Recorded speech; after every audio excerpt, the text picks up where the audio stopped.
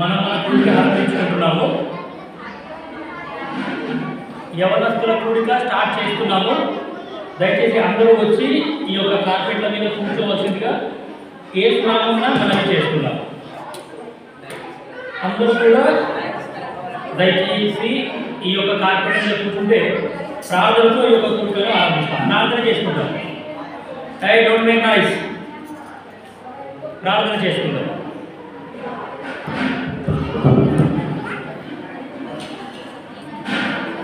ప్రేమగల మా పరలోక తండ్రి, మహాపరిశుద్ధుడైన దేవ, జీవం గల సజీవుడైన తండ్రి, యుగ యుగంలో ప్రత్యేక దేవ, పరలోకంలో 24 పెద్దలు, 4 జీవులు, 1,00,00,000 దూతలు, మానక రాత్రి పవళ్ళు పరిశుద్ధుడు పరిశుద్ధుడు పరిశుద్ధుడు పరిశుద్ధుడు అని పొగడబడుతున్న దేవ, మహాగణుడు మహోన్నతుడు పరిశుద్ధుడు నిత్య నివాసుడైన తండ్రి, పరలోక తండ్రి, మీరు మా యొక్క ఆయుష్కాలాన్ని పొడిగించిన విధానాన్ని బట్టి స్తోత్రములు.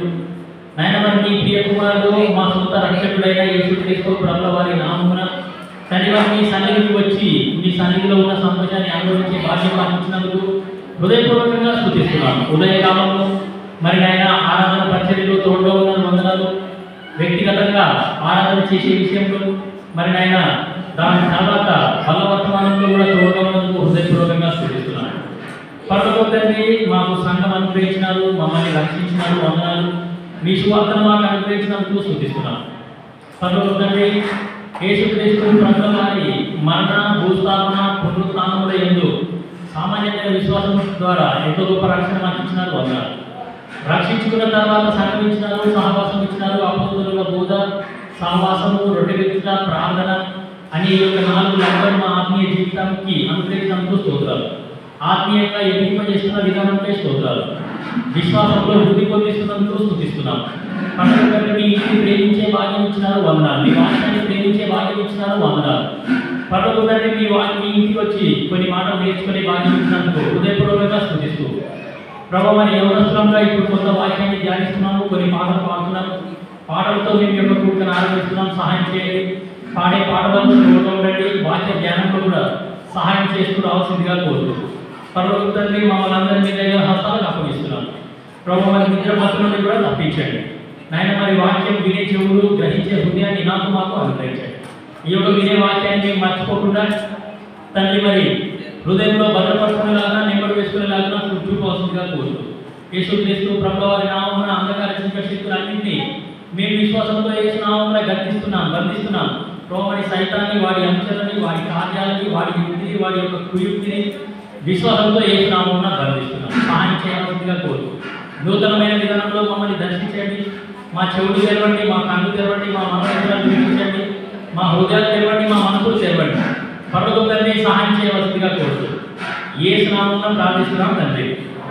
ఆమేన్.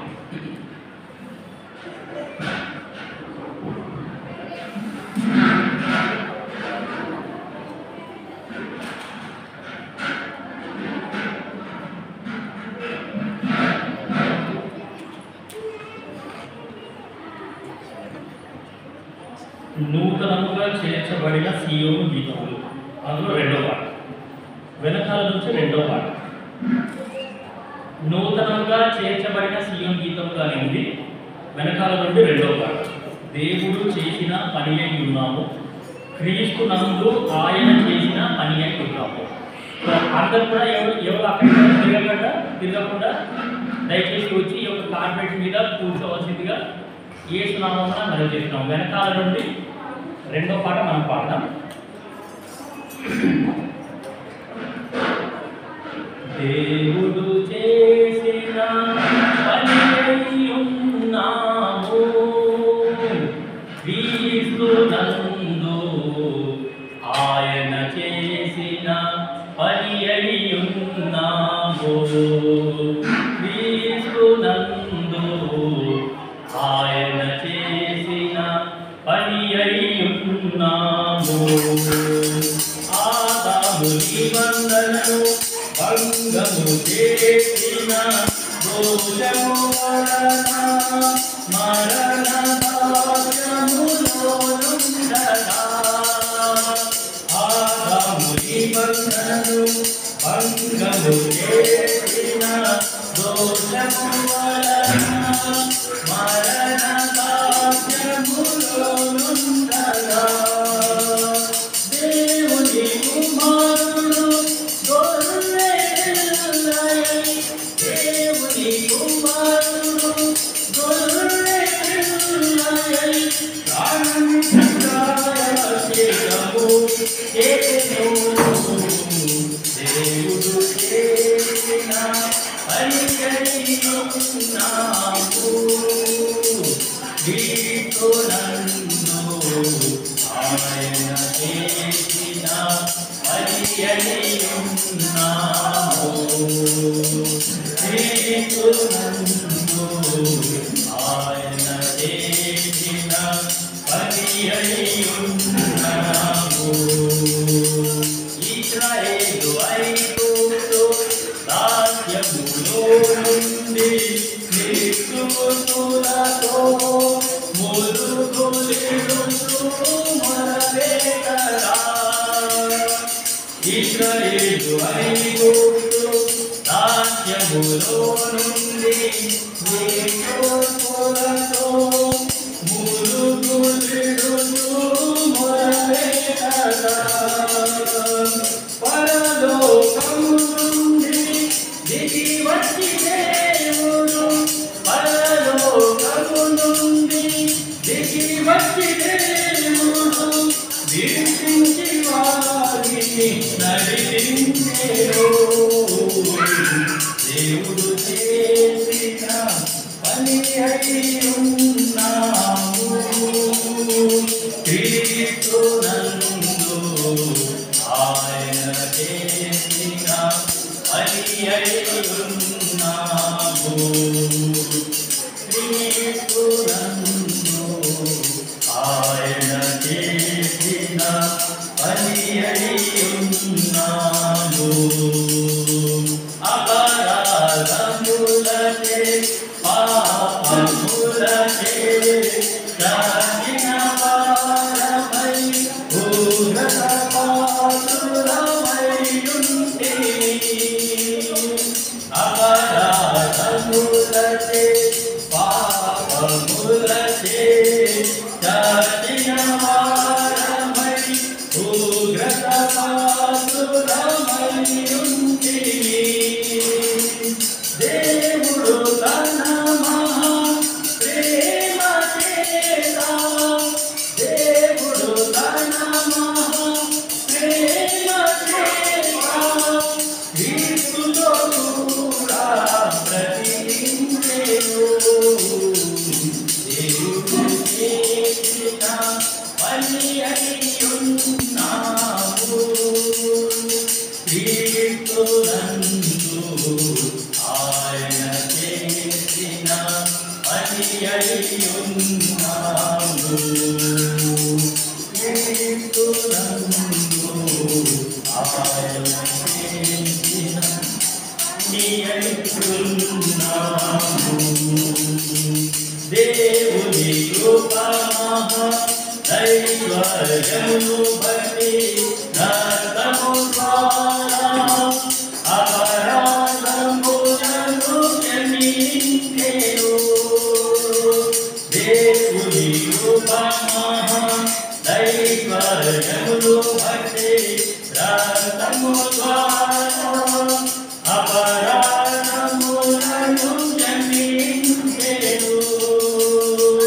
దేవుని చిత్తమైన సంకల్పము బట్టి దేవుని చిత్తమైన సంకల్పము బట్టి తన సాధ్యముగా ఏర్పరచెను. దేవుడు చేసిన పని అయ్యున్నాము క్రీస్తు నందు ఆయన చేసిన పని అయ్యున్నాము క్రీస్తు నందు ఆయన చేసిన అయ్యున్నాము. దూరస్తులైన మనల క్రీస్తు యేసునందు రక్తము వలన సమీపస్తులుగా చేసెను. దూరస్తులైన మనగా క్రీస్తు యేసునందు రక్తము వలన సమీపస్తులుగా చేసెను. మాటకు గోడను పడగొట్టి మనలా, మాటకు గోడను పడగొట్టి మనలా, ఇశ్రాయేలుతోనే సము చేసెను. దేవుడు చేసిన పని అయ్యున్నాము. క్రీస్తునందు ఆయన చేసిన పని అయ్యున్నాము. క్రీస్తునందు ఆయన చేసిన పని అయ్యున్నాము. క్రీస్తు యేసు ముఖ్యమైన మూలరాయి అయ్యుండగా అపోస్తలులు ప్రవక్తలపై క్రీస్తు యేసు ముఖ్యమైన మూలరాయి అయ్యుండగా అపోస్తలులు ప్రవక్తలపై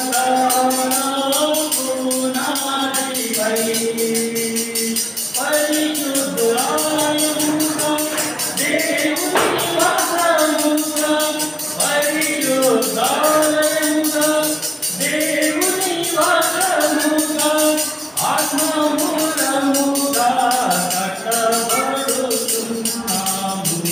దేవుడు చేసిన అని అయ్యున్నాము.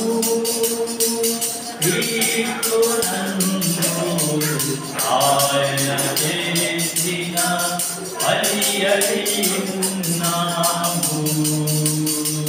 క్రీస్తునందు ఆయన చేసిన పని అయ్యున్నాము. దేవని మాకు మరి దిగట వంటి వారము మేము, నీ హస్తములలో నీ పోలికలో దేవని మాకు మరి దిగట వంటి వారము మేము, నీ హస్తములతో నీ పోలికలో మందిర రములలో మహిమైశ్వర్యము నిండి, మందిర రములలో మహిమైశ్వర్యము నిండి, మహిమానందుచున్న దేవా స్తోత్రము. దేవుడు చేసిన పని అయ్యున్నాము. క్రీస్తునందు ఆయన చేసిన పని అయ్యున్నాము. క్రీస్తునందు ఆయన చేసిన పని అయ్యున్నాము. ఇంగ్లీష్లో 57. We'll sing song number 57 from English. Take my life and let it be. ఇంగ్లీష్లో 57.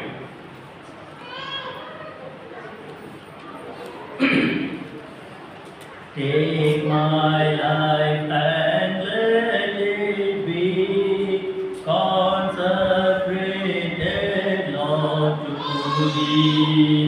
Take my moments and my days, let them flow in ceaseless praise.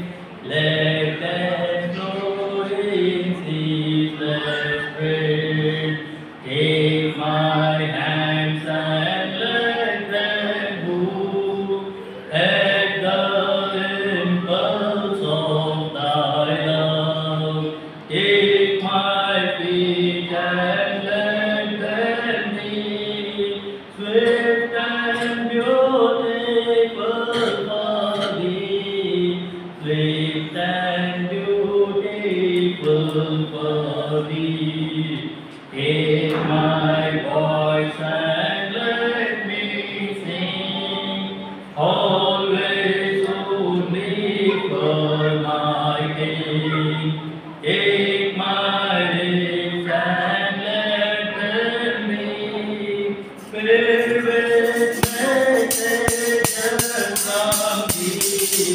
with messages from thee.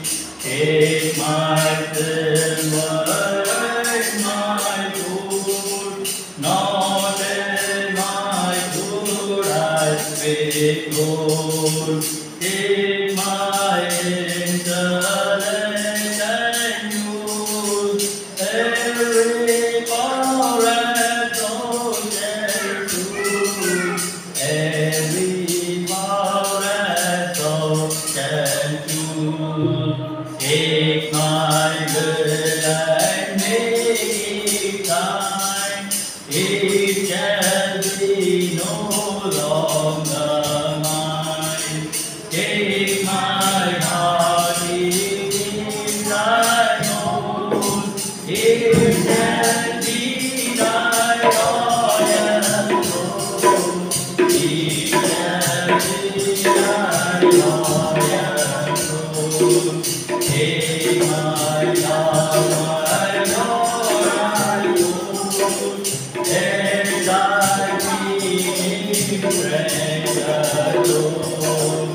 Take my help and I will live, ever only honor thee, ever only honor thee. We'll sing the same song once again. మళ్ళీ ఇదే పాట పాడతాం. Take my life and let it be 58 57 ఇంగ్లీష్లో 57. Take my life and let it be on the wind of thee. Take my moment and my gift, let them flow in peace and grace. Let them flow in peace and grace. Take my hand and let them move, and coming but not my love.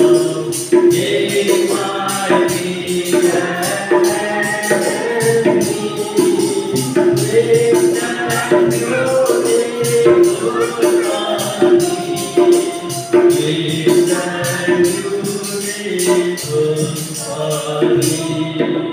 Take my voice and let me sing, always fulfill my need.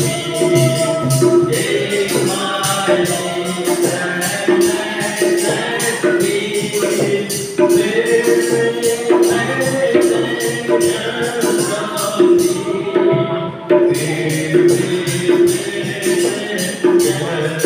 from thee. Take my silver and my gold, not in my good I will go. Take my intellect and use every power and social use, every power and social use. Take my will and make it thine. It shall be no longer mine. Take my heart, it is thine own. It shall be thy royal throne. It shall be thy royal throne. Take my love, my Lord, I own, and thy keeping friend alone. Take my help and I will sing, ever only honor thee, ever only honor thee. Mark సువార్త అందరూ Bible తీయండి. 4వ అధ్యాయం 10వ వచనం అందరం కలిసి చదువు. మార్కు సువార్త 4వ అధ్యాయము 10వ వచనాన్ని అందరం కలిసి గట్టిగా బిగ్గరగా ప్రార్థనాపూర్వకంగా అర్థాన్ని గ్రహిస్తూ చదువుతాం. ఇంగ్లీష్ కేజీవి బైబిల్ ఎవరి దగ్గర అయినా ఉంటే మీరు నాకు హెల్ప్ చేసింది అనుకోండి, అందరికీ మంచిగా ఉంటుంది. సరే, ప్రస్తుతానికి అందరం కలిసి చదువుతాం. Mark's gospel 4th chapter 10th verse. నా అందిన భాగం ఇది. ఆయన ఒంటరిగా ఉన్నప్పుడు 12 మంది శిష్యులతో కూడా ఆయన చుట్టూ ఉండిన వారు ఆ ఉపమానమును గురించి ఆయన అడిగి 34వ వచనం అందరం కలిసి చదువుతాం. 4:34 మార్క్స్ వార్త. ఉపమానము లేక వారికి బోధింపలేదు కానీ ఒంటరిగా ఉన్నప్పుడు తన శిష్యులకు అన్నిటినీ విషదపరచెను. మీరు నాకు ఇప్పుడు 10th వర్స్ ఇంగ్లీష్లో చదవండి. 4:10 ఇంగ్లీష్ అదొకటే మాట. And when he was alone, ఆయన ఒంటరిగా ఉన్నప్పుడు, వెన్ జీసస్ వాజ్ అలోన్. ఇప్పుడు 34 ఇంగ్లీష్లో చదవండి.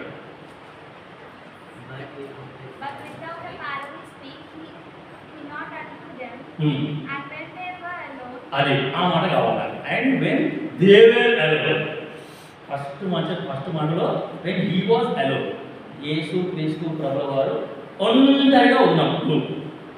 ఓకే, 34వ వచనం చూసినాం. And when they were alone, వాళ్ళు అంటే శిష్యులు ఒంటరిగా ఉన్నప్పుడు. సో ఇప్పుడు మనం ఇది నా అందులో భాగమే. ఈరోజు పొద్దున 4:30కి అందులో ఫోన్ చేసి ఈరోజు ఎప్పుడో నుండి, యాక్చువల్లీ 3rd సండే ఎప్పుడో నుండి రావాలి, కానీ ఎవరు రావట్లేదు. మనమే చూసుకోవాలి అంటే అప్పుడు నా అందులో భాగమే, నా డైలీ పోర్షన్. సరే, so as young people what we need to learn is spending time alone with Jesus Christ is very very important. నా దేవునితో నేను ఒంటరిగా సమయం గడపాలి, అది నువ్వు నేను నేర్చుకోవాలి. సో కాబట్టి 10వ వచనం చాలా మంచిగా ఉంది. ఆయన ఒంటరిగా ఉన్నప్పుడు 12 మంది శిష్యులతో కూడా ఆయన చుట్టూ ఉండిన వారు ఆ ఉపమానమును గురించి ఆయన అడిగి. సో కాబట్టి నేను ఒంటరిగా ఏంటి అనంటే నా దేవునితో టైం అనేది స్పెండ్ చేయాలి. I should spend my time alone with my God. So కాబట్టి నేను మామూలుగా చెప్తాను కదా, నాకు నేను డైలీ 4 o'clock వేస్తాను. నేను డైలీ ఎన్ని గంటలకు వేస్తాను? 4 o'clock, మార్నింగ్ 4 o'clock. 4 ఈ ఇంట్లో ఎంతమంది అయినా అంటే అందరికీ కరెక్ట్ పొద్దుగల కూడానే మంచిగా నిద్ర వస్తుంది కదా, పొద్దుగల కూడానే మంచిగా నిద్ర వస్తుంది. కానీ డైలీ 4 o'clock లేచి ఏం చేస్తానంటే నిన్న బైబిల్ చదువుతాను. 4 నుంచి 5 వరకు నేను ప్రేయర్ చేసుకొని 5 నుంచి 6 వరకు బైబిల్ చదువుతాను. సో కాబట్టి I am spending time alone with my God. నేనేం చేస్తున్నా? నా దేవునితో ఒంటరిగా సమయం నేను గడుపుతున్నాను. 11వ వచనం చదువు. 4:11 మార్క్ 4:11. అందుకు ఆయన దేవుని రాజ్య మర్మము తెలుసుకొనుట మీకు అనుగ్రహింపబడి ఉన్నది. Mysteries of the Kingdom of God. ఇంగ్లీష్లో చదవాలి. 4:11 ఇంగ్లీష్.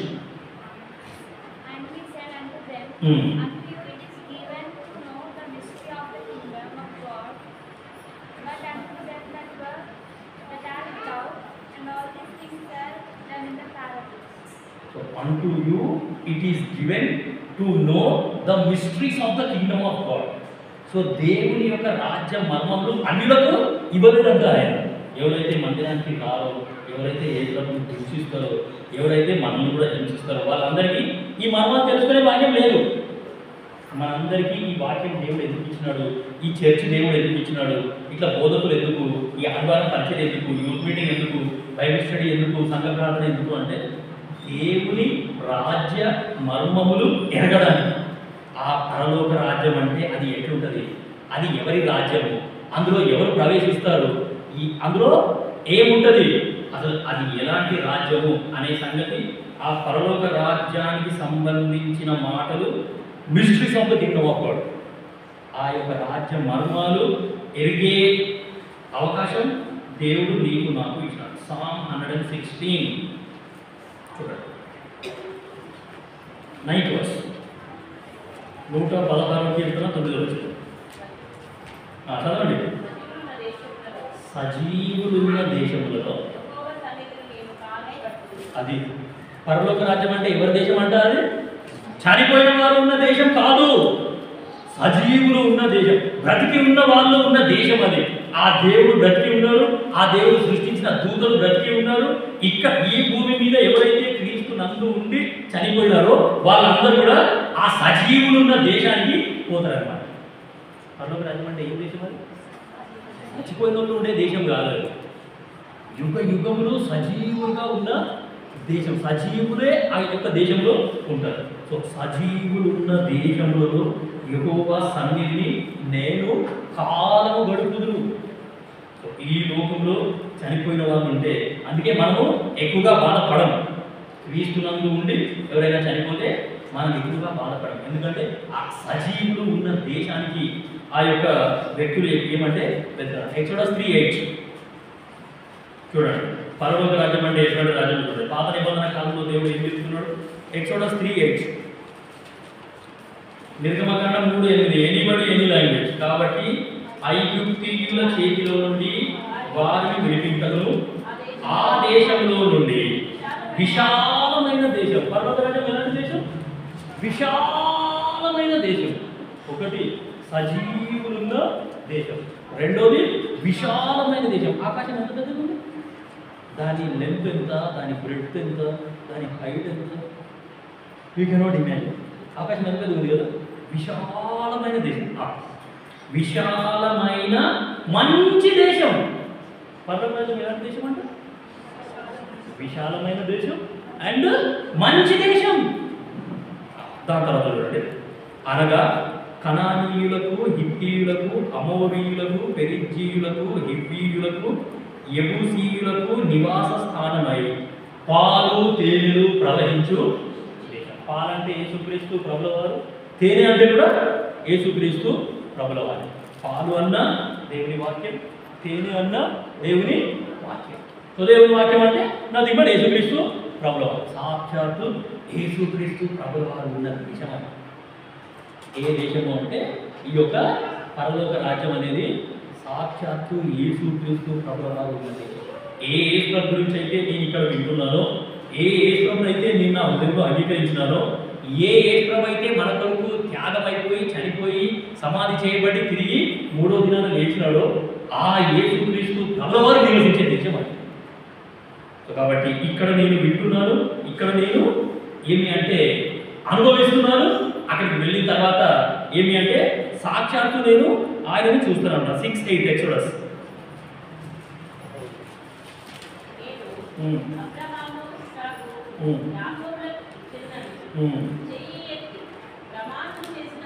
అది పరలోక రాజ్యం అంటే ఎటువంటి దేశం అంటే దేవుడు ప్రమాణం చేసిన దేశం అది. అర్థమవుతుందా మీకు? దేవుడు రాజ్యం అర్థమవుతుందాము? దేశము దేశము దేశము.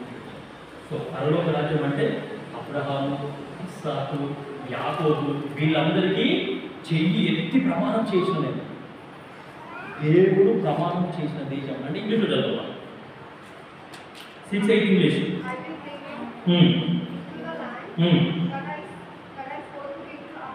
అది that I swore to the people of Abraham, అంటే దేవుడు ప్రమాణం ప్రామిస్ చేసిన దేశం అన్నమాట.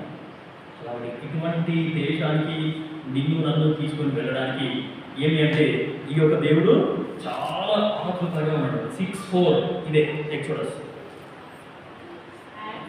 మరియు వారు పరవాసము చేసిన దేశముకు కనాను దేశము వారికి ఇచ్చుటకు నా నిబంధనను వారితో స్థిరపరచెదను. కనాను దేశం. సో పరలోక రాజ్యానికి ఇంకొక పేరు ఏంటి అంటే కానాను. సో బైబిల్లో కానాను దేశము అనే పాత నిబంధనలు చదివితే నూతన నిబంధనలకు వచ్చేసరికి ఆ కనాను దేశం అంటే పరలోక రాజ్యం. సో కాబట్టి ఆ యొక్క పరలోక రాజ్యానికి వెళ్ళాలి అని అంటే కూర్చోబెట్టాలి. ఆ యొక్క పరలోక రాజ్యానికి వెళ్ళాలి అంటే అది మామూలు మాట కూడా కాదు, అంత ఈజీ కూడా ఏమీ కాదు. ఒక వచనం చూపిస్తాను. Johne's gospel 3rd chapter 3rd verse. ఎంతమంది చూస్తున్నారు దేని బట్టి? యోహాను సువార్త 3వ అధ్యాయం 3వ వచనం.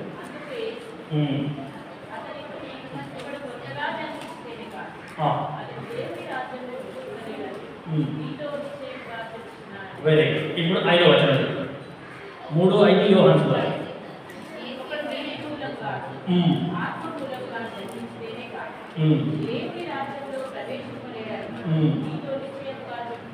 Very good. ఇప్పుడు 3వ వచనానికి 5వ వచనానికి ఒక చిన్న డిఫరెన్స్ ఉంది. ఏంటి ఆ డిఫరెన్స్ అంటే 3వ వచనంలో ఒకరు కొత్తగా జన్మించితే కానీ దేవుని రాజ్యాన్ని చూడలేడు చూడలేడు చూడలేడు చూడలేడు చూడలేడు. దాని తర్వాత 5వ వచనంలో మంచి మాట ఉంది. ఒకడు నీటి మూలంగా కానీ ఆత్మ మూలము కానీ జన్మించితే తప్ప దేవుని రాజ్యంలో ప్రవేశించడం entering into the Kingdom of God is very very important.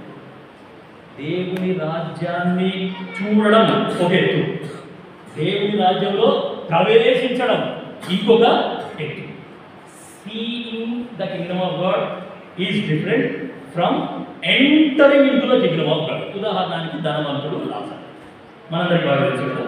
So ధనవంతుడు అబ్రహాము రొమ్మున ఆనుకొని ఉన్న లాజరుని ఏం చేసినాడు? చూసినాడు.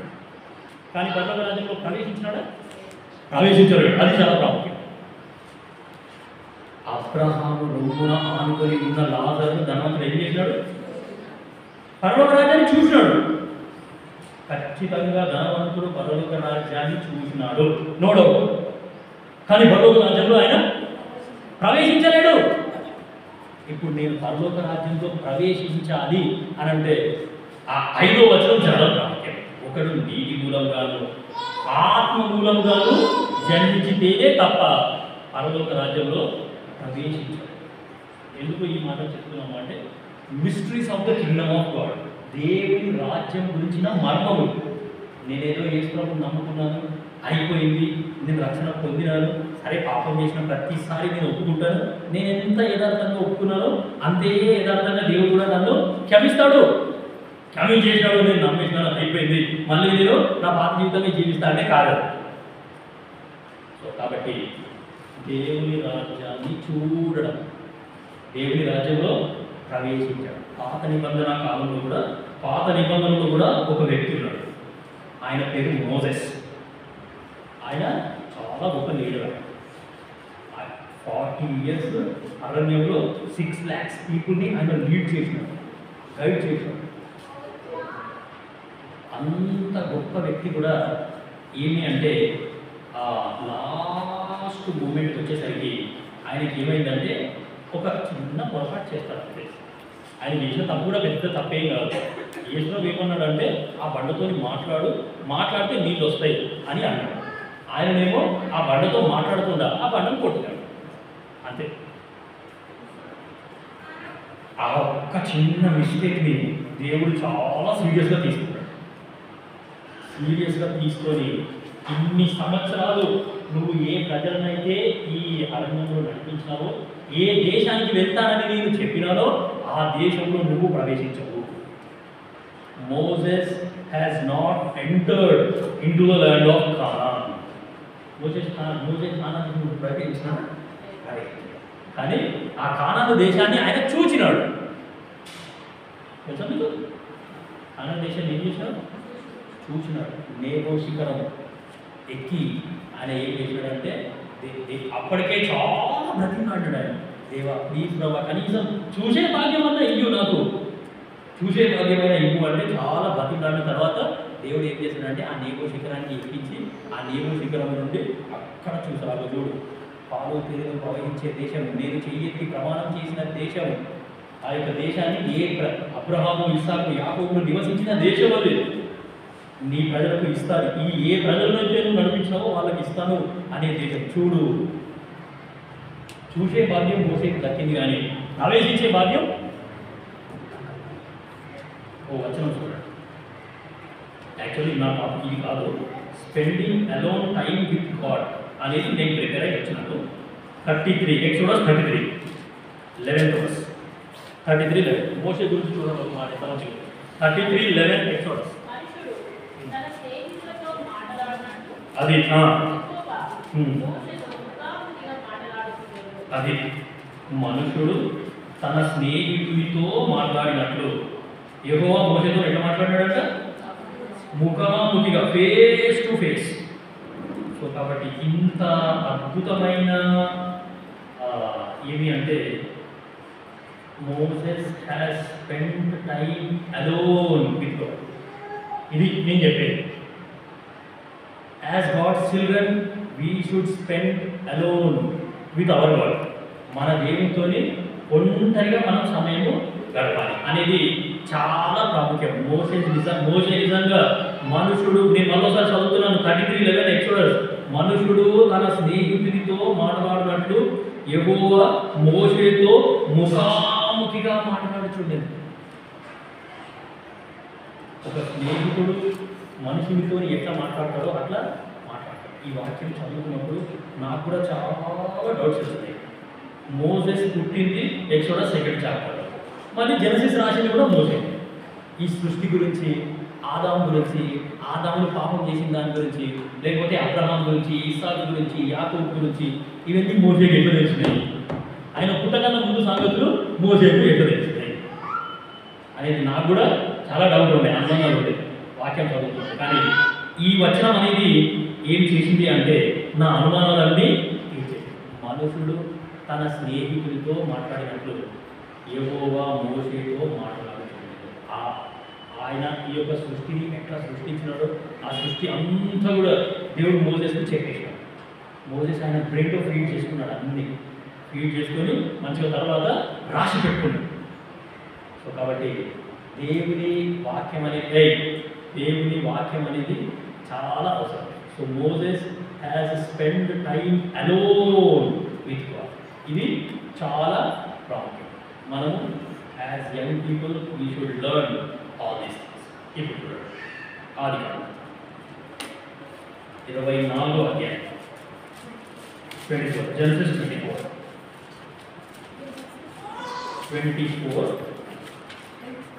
జెనసిస్ 24:60-63.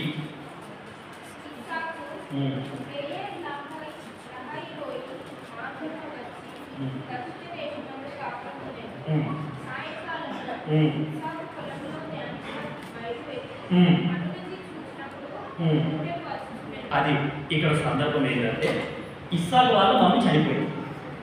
ఓకేనా? ఇస్సాకు వాళ్ళ మమ్మీ చనిపోయింది. సో అబ్రహాము ఇస్సాకు ఇద్దరే ఉన్నారు, తండ్రి కొడుకులు ఇద్దరు ఉన్నారు. సో తండ్రి ఏం చేసినాడు అంటే నా కొడుకు పెళ్లి చేస్తా అని చెప్పేసి ఆయన ఇంట్లో ఉన్న ఎలియాజర్, ఆయన దాసుడు, ఆయన ఇంట్లో ఉన్న దాసుని ఆయన పంపించినాడు అనమాట. నా కొడుకు పెళ్లి చేయాలా, దయచేసి నువ్వు పోయి ఆ పిల్లలు తోడుకుంటాడు, పలానా ప్రాంతానికి వెళ్ళు, పలానా దేశానికి వెళ్ళు, అక్కడి నుండి నా కొడుకు నువ్వు భార్యను తీసుకునిరా అని చెప్తే అబ్రహాము ఆ యొక్క ఎలియాజర్కి చెప్తాడు. చెప్తే ఎలియాజర్ ఏం చేస్తాడు అంటే ఆయన ప్రొసీజర్ ఆయన ఫాలో అవుతాడు. సో అబ్రహాం ఏ విధంగా అయితే చెప్పినాడో అవన్నీ ఫాలో అవుతాడు. సో బహుశా అబ్రహాం మరి ఇస్సాకుకి చెప్పినాడేమో, ఇట్లా నీకు పెళ్లి కోసం చూస్తున్నాను, సంబంధం చూసుకోవడానికి ఎలియాజర్ను పంపించినాడు అంటే ఆ సందర్భంలో ఇస్సాకు చేస్తున్న పని. మళ్ళీ చదువు 63 చదువు. సాయంకాలమున ఇస్సాకు పొలములో ధ్యానింప బయలువెళ్ళి కన్నులెత్తి చూసినప్పుడు ఒంటెలు వచ్చుచుండగా, ఆ ఒంటరిగా ఒక ప్రాంతానికి ఇస్సాకు వెళ్ళాడు. అక్కడ వాళ్ళ డాడీ కూడా లేదు, మమ్మీ ఎట్లా చనిపోయాడు. ఆయన చాలా బాధలో ఉన్నాడు. ఆ బాధలో ఉన్నప్పుడు కూడా ఆయన పొలంలోకి వెళ్ళిన తర్వాత ఏమైంది అంటే ఆయన ధ్యానిస్తున్నాడు, పొలంలో ధ్యానిస్తున్నాడు. పాత నిబంధనలో పొలము అంటే చర్చ్ అని అర్థం. పొలము అంటే చర్చ్ అని అర్థం. ఫర్ ఎగ్జాంపుల్ కయ్యూను హేబెలు వాళ్ళిద్దరూ ఏం చేశారంటే పొలంలో కొట్టాడు కదా. కయ్యూను అండ్ హేబెలు పొలంలో కొట్టాడు. తమ్ముడు ఒంటరిగానే ఉన్నాడు. కాబట్టి ఈయన ఏం చేసినాడంటే అమ్ముని మీద పడి పెద్ద రాయి తీసుకొని ఆయన ఇట్లా కదా హేబేలు యొక్క రక్తం నేలలో నుండి మొరపెట్టింది అని వాక్యంలో రాయడం. పీక దృష్టి కూడా సంపేయవచ్చు, కానీ అక్కడ రక్తం చిందించిన రాజు హేబేలు యొక్క రక్తం అనేది బయటకు వచ్చింది. సో కాబట్టి పొలము అంటే చర్చ్ అని అర్థం. ఇంకొక ఉదాహరణ చెప్పాలంటే రూతమ్మ ఒక పొలానికి వచ్చింది. ఎవరి పొలం అది? బోయాసు పొలం. పొలము అంటే చర్చ్ అని అర్థం. రూతు పొలానికి వచ్చింది అని అంటే రూతు చర్చికి వచ్చింది అని అర్థం. ఇస్సాకు పొలంలో ధ్యానిస్తున్నాడు అని అంటే చర్చిలో ధ్యానిస్తున్నాడు అని అర్థం. దాని తర్వాత కయ్యూలు హేబేలు పొలంలో కొట్లాడుతున్నారు అని అంటే చర్చిలో కొట్లాడుతున్నారు అని అర్థం. కాబట్టి దావీదు అండ్ యోనాతాను వాళ్ళిద్దరు కూడా చాలా మంచి ఫ్రెండ్స్. వాళ్ళు ఎక్కువగా కలుసుకున్నది ఎక్కడ? పొలంలో చేనులో. పొలంలో కలుసుకున్నారంటే ఎక్కడ కలుసుకున్నారా అంటే చర్చిలో కలుసుకున్నారు. పొలం అంటే చర్చ్. పొలం అంటే చర్చ్. దావీదు వాళ్ళిద్దరు కూడా పొలంలోనే కలుసుకున్నారు. అర్థమవుతుందా? సో ఏం చూస్తున్నాము, ఏం చెప్తున్నాము అంటే I should spend time with my God alone. ఒంటరిగా నేను నా యొక్క దేవునితో సమయం అనేది గడపాలి. అది నేను నేర్చుకోవాలి. అది మనము అలవాటు చేసుకోవాలన్నమాట. అలవాటు చేసుకుంటే దేవుడు మనతోని అద్భుతంగా మాట్లాడతాడు. ఇప్పుడు చూడండి, లూకా సువార్త 4వ అధ్యాయం.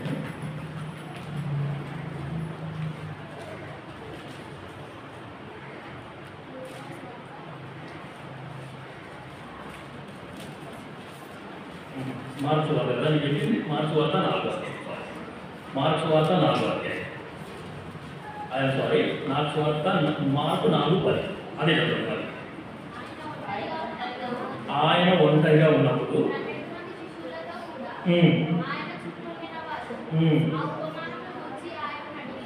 సో కాబట్టి యేసు ప్రభు ఒక ఉపమానం చెప్పినాడు. ఆ ఉపమానం వాళ్ళకి అర్థం కాదు. విత్తువాణిని గురించిన ఉపమానం యేసుక్రీస్తు ప్రభు వారు చెప్పినారు.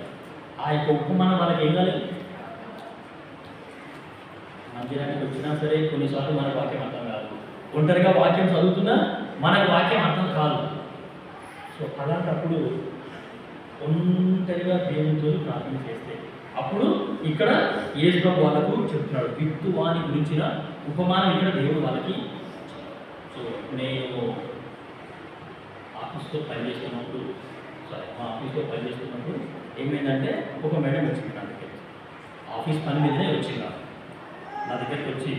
అంటే ఆమె అవతారం పెట్టుకుందంటే ఇట్లా నామం పెట్టుకున్నాం మంచిగా, ఇట్లా బొట్టు పెట్టుకున్నాం, ఇట్లా పెట్టుకున్నాను.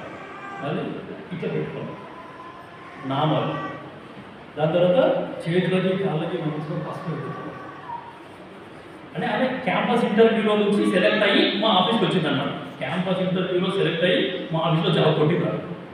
డిగ్రీ పాస్ అయ్యి యంగ్ గర్ల్ అని మీద నా దగ్గరికి వస్తే ఒక వచనం నేను అలా పెట్టినాను, I can do all things through Christ which strengtheneth me. ఆ వచనం చూసిన తర్వాత మీరు క్రిస్టియన్ అండి అని అడిగింది. అవునండి అని చెప్పాను. నాకు కూడా బైబిల్ అంటే చాలా ఇష్టం అండి అని అన్నాను. ఏమన్నా బైబిల్ అంటే చాలా ఇష్టం. నాకు టైం దొరికినప్పుడల్లా నేను సామెత చదువుకుంటాను. ఏం చదువుతున్నాను? మీరు చదువుతున్నారా? ఇట్లా అడుగుడే చాలా కష్టం. ఇట్లా అడిగినామంటే వెంటనే హెబ్రోన్ ఫోన్ చేసి ఈరోజు ఏ కోరుకున్నైతే మీరు పంపించారో వాడిని మళ్ళీ మా దగ్గర కదా కంపెనీ పంపించారు. అన్ని ప్రశ్నలే అడుగుతున్నాను. ఆమె ఏం చేస్తుందంటే ఆమె టైం దొరికినప్పుడల్లా సామెత ఆమెనే చెప్పింది నాకు ఈ మాట. నాకు కూడా బైబిల్ అంటే చాలా ఇష్టం అండి. నాకు టైం దొరికినప్పుడల్లా నేను బైబిల్లో సామెత చదువుతాను. టైం దొరికినప్పుడల్లా అంటే ఏంటి? When she is alone. ఆమెకు ఇంట్లో టైం దొరికినప్పుడల్లా ఆమె బైబిల్లో సామెత చదువుతాను. నిజంగా ఈ రోజులలో మీరు ఎక్కడున్నారో నాకు తెలియదు కానీ అందరూ సెల్ ఫోన్తోనే ఆడుకుంటున్నారు. సెల్ ఫోన్స్తోనే ఆడుకుంటున్నారు. అంత ఈ సోషల్ మీడియాలో ఫుల్ బిజీ అయిపోయినారు. యూట్యూబ్లో షార్ట్స్, ఇన్స్టాగ్రామ్లో రీల్స్, దాని తర్వాత వాట్సాప్లో స్టేటస్, ఇంకోటి ఫేస్బుక్ అని వీటన్నిటిలో ఫుల్ బిజీ అయిపోయినారు. People are spending much time on this social media. Last ఫ్రైడేనే మా కొలికి ఒక ఆయన నాకు ఒక మాట అన్నాడు, దేవరా సినిమా రేపు నెట్ఫ్లిక్స్లో వస్తుంది కదా, మీరు చూడండి. నెట్ఫ్లిక్స్ ఇవన్నీ ఏంటి అని అంటే మనల్ని పాడు చేసేది అన్నమాట. ఇవన్నీ అసలు వాడు నాకు ఎందుకు చెప్పిందో నాకు అర్థం కాదు. అని నువ్వు సినిమా కూడా సినిమాలో పోయి చూడాల్సిన అవసరం లేదు. నీ ఇంట్లో నీకు ఏదో మొబైల్ ఫోన్ ఉంటే ఆ నెట్ఫ్లిక్స్ యాప్ ఒకటి తీసుకున్నావు అనుకో, అది నెలకు ఒక 400 800 ఉంటుంది. నువ్వు రీఛార్జ్ చేసుకున్నావు అంటే అన్నీ వచ్చేస్తాయి అందులో. ఇంకేముంది? సో కాబట్టి what am I doing, with whom I am spending my time, ఇది చాలా ప్రాబ్లం. ఎవరితోని నేను సమయం గడుపుతున్నాను? సెల్ ఫోన్తో సమయం గడుపుతున్నానా, లేకపోతే సోషల్ మీడియాలో సమయం గడుపుతున్నానా, లేకపోతే నా దేవునితోని నేను సమయం గడుపుతున్నాను? ఇప్పుడు చూడండి మాథ్యూ 24 చూడండి, ఓ వచనం చూద్దాం. మత్తయి సువార్త 24 అధ్యాయం చూడండి. మత్తయి సువార్త 24:3. ఆయన ఒలీవల కొండ మీద కూర్చుండి వెళ్ళినప్పుడు శిష్యులు ఆయన యుద్ధకు పోయి ఏకాంతముగా వచ్చి, ఇవి ఎప్పుడు జరుగును?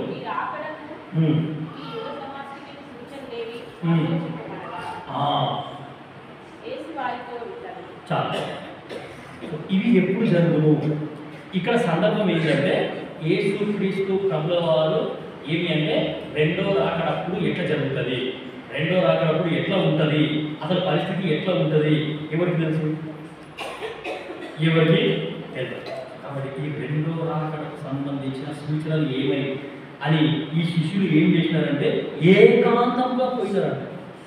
యేసుక్రీస్తు ప్రభుల వారి దగ్గరికి ఒంటరిగా పోయినారు. ప్రభు చెప్పు, నీ రాకడప్పుడు ఎట్లా జరుగుతుంది, ఎట్లా ఉంటుంది, అసలు ఈ లోకంలో ఏం జరుగుతుంది, ఈ లోకం ఉంటుందా పోతుందా అని చాలా విషయాలు వేసుకొని అడిగారు. మళ్ళీ చదువు 24:3 మత్తయి సువార్త.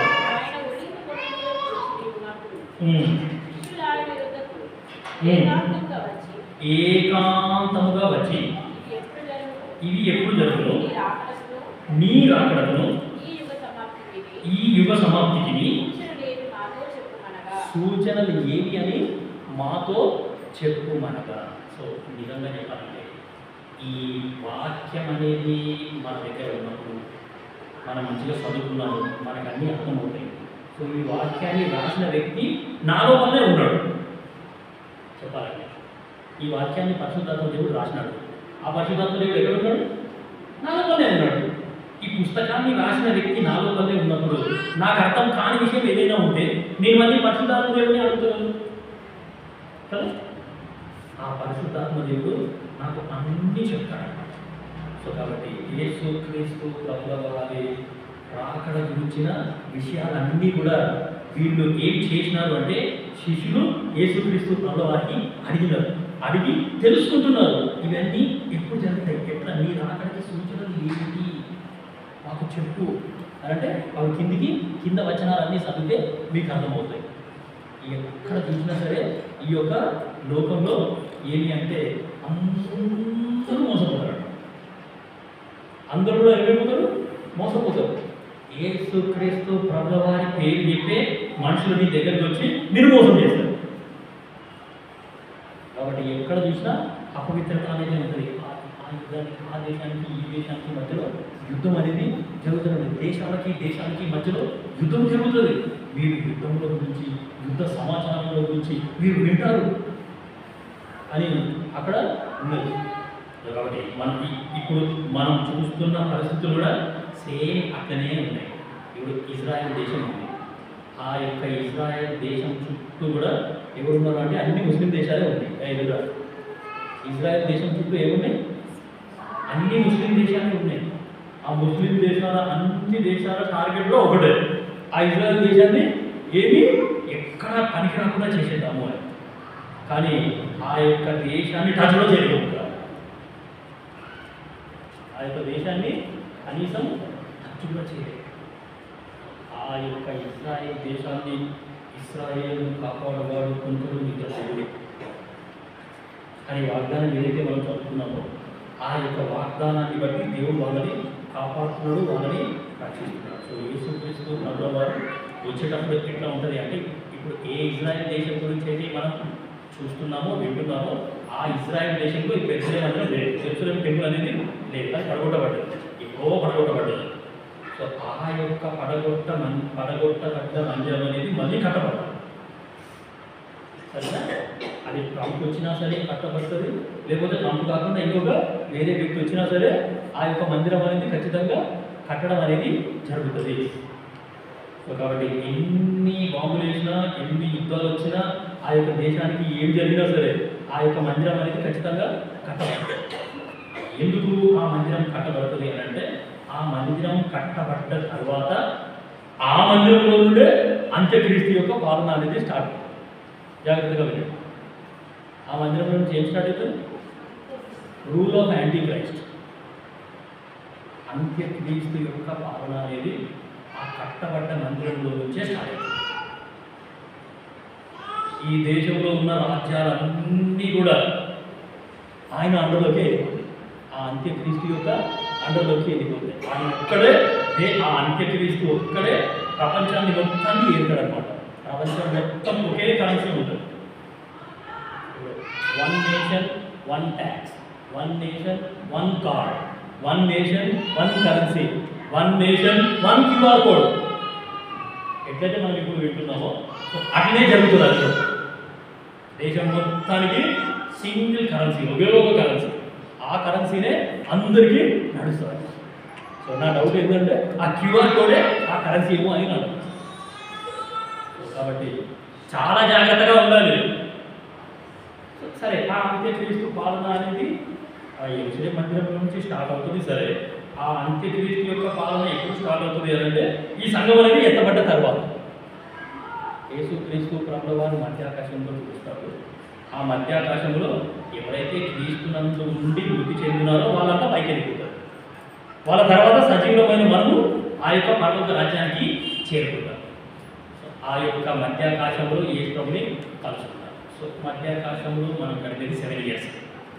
ఆ 7 years ఈ భూమి మీద ఏముంటుంది? అంత్యక్రీస్తు పాలన అనేది. ఆ 7 yearsలోనే ఏమి అంటే ఒక సింబల్ అనేది వస్తుంది. 666. అది మనము చదువుకుంటున్న మ్యాథ్స్ లాంగ్వేజ్లో వస్తుందా, అది ఇంగ్లీష్లో ఉన్న 6ఆ, లేకపోతే గ్రీక్ భాషలో ఉన్న 6ఆ, హీబ్రూ భాషలో ఉన్న 6ఆ, ఉర్దూ భాషలో ఉన్న 6ఆ, ఏ భాషలో ఉన్న 6 నోబడీ నోస్. కానీ అది మానవుడి సంఖ్య అని వాక్యంలో రాయబడింది.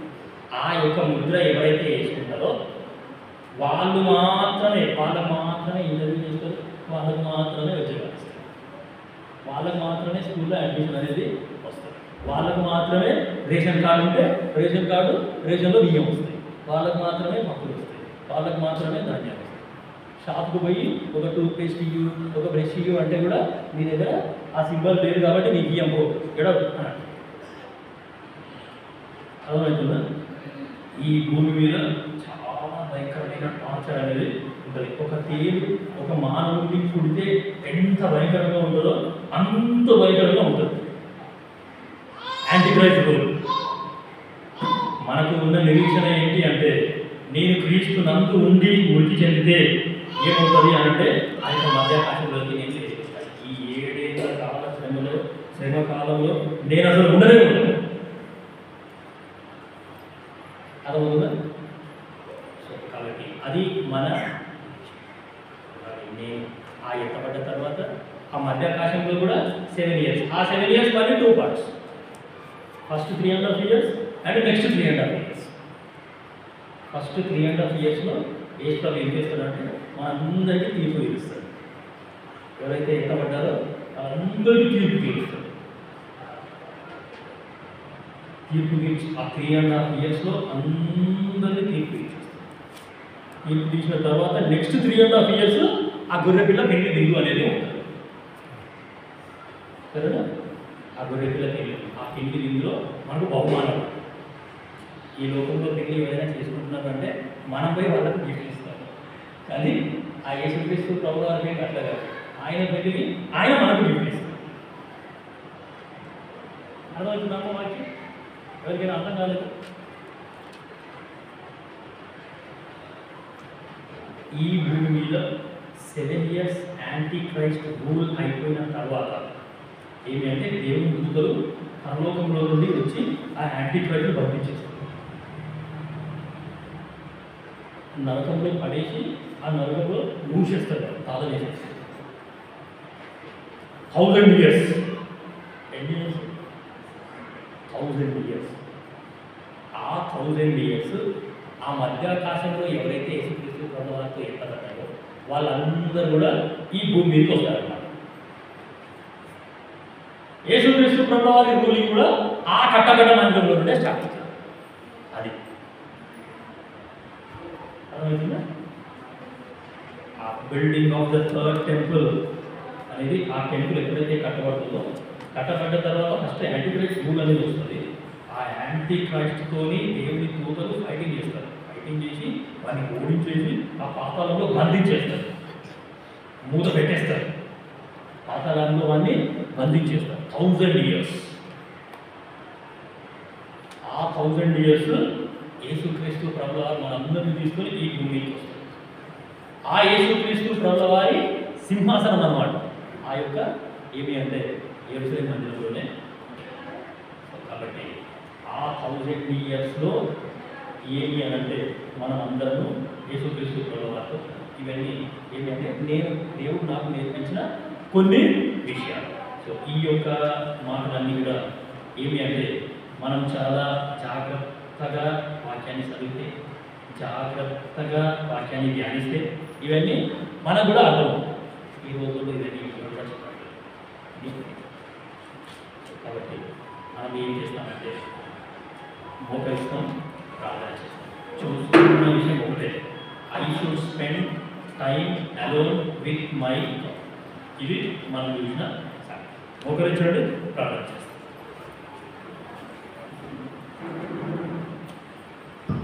ప్రేమగా మా పర్వత తండ్రి, మహాపరిశుద్ధుడైన దేవ, జీవం గల సజీవుడైన తండ్రి, ప్రభువా, మరి ఉదయకాలం నుండి ఇప్పటి వరకు మీరు చేసిన నియమానికి చూపిన కృపను చేసుకోవాలి. పరలోక తండ్రి, మరి పరలోక రాజ్యం మహిమములు ఎదుగుగా మీకు అనుగ్రహింపబడి ఉన్నది అనే మాటలు కూడా చూడాలి. పరలోక తండ్రి, మీ వాక్యంలో ఎన్నో అద్భుతాలు ఉన్నాయి, ఎన్నో మర్మాలు ఉన్నాయి. మరి ఆయన ఎన్నో డాక్టరీన్స్, ఎన్నో సిద్ధాంతాలు ఉన్నాయి. వాటన్నింటినీ కూడా మీరు మాకు బోధిస్తున్నందుకు, మీరు మాకు నేర్పిస్తున్నందుకు హృదయపూర్వకంగా స్తుతిస్తున్నాను. పరలోక తండ్రి, సమస్తము చక్కగా చేసి వస్తున్నందుకు వందనాలు. అనుగ్రహించే యొక్క సమయంపై స్తుతిస్తున్నాను. ఉదయకాలం నుండి ఇప్పటి వరకు మరి ఆయన వినబడిన వాక్యాన్ని దీవించండి, ఆశీర్వదించండి, నీరు కట్టండి, ఫలింపజేయండి. పరలోక తండ్రి, మరి ఆయన ఈ యొక్క వాక్యం సైతాన్ని ఎత్తుకోకుండా దయచేసి కరుణించి చూపించవలసిందిగా కోరుతున్నాను. పరలోక తండ్రి, మరి ఇక్కడ మోకరించిన మీ ప్రియులందరినీ బట్టి స్తుతిస్తున్నాను. ఈ యొక్క యూత్ మీటింగ్కి వచ్చిన మీ ప్రియులందరినీ బట్టి స్తుతున్నారు. ఎవరి అక్కల చొప్పున వాళ్ళ అక్కలని తీర్చండి. చదువుకునే పిల్లలకి మంచి జ్ఞానం అనుగ్రహించండి.